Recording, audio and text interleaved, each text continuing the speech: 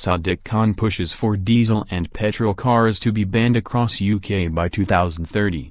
The Mayor of London is leading a group of mayors across the country to bring forward the government's ban on high-pollutant vehicles to 2030 in order to take bold action. A ban was set to come into effect in 2040, but mayoral figures representing 20 million people in the UK have called for a ban, which would prohibit the sale of high-polluting vehicles by 2030. Mayors from metropolitan hubs, including London, West Midlands, Liverpool, Sheffield and Manchester, were part of a group urging Environment Secretary Michael Gove to take immediate action against widespread air pollution. It is thought that air pollution is responsible for thousands of premature deaths across the UK. Nitrogen dioxide, plus other toxic pollutants, have been linked to a range of health issues including lung failure, dementia and chronic asthma.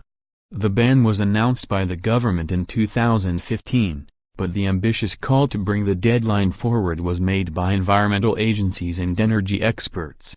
Research has shown the phasing out of petrol and diesel vehicles would lead to a 30% reduction in pollution in 2030, improving health, and potentially boosting the country's economy by billions by making the UK a global leader in low-emission technology.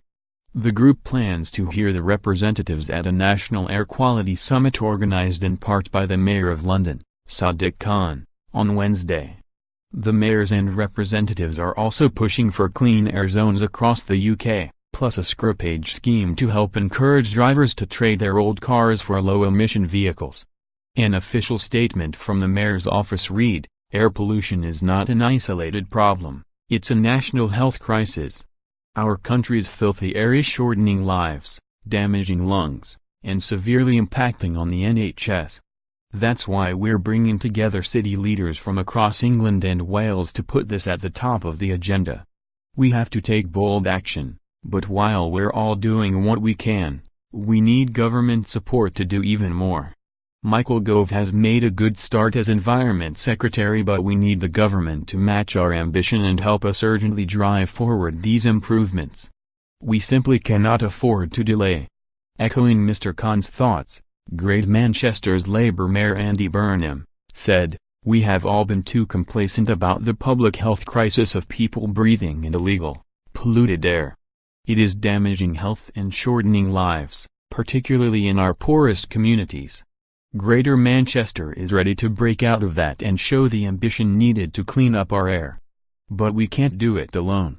Other cities to be represented at Wednesday's meeting include Bradford, Bristol, Cardiff, Leeds, Leicester, Newcastle, Oxford and Southampton.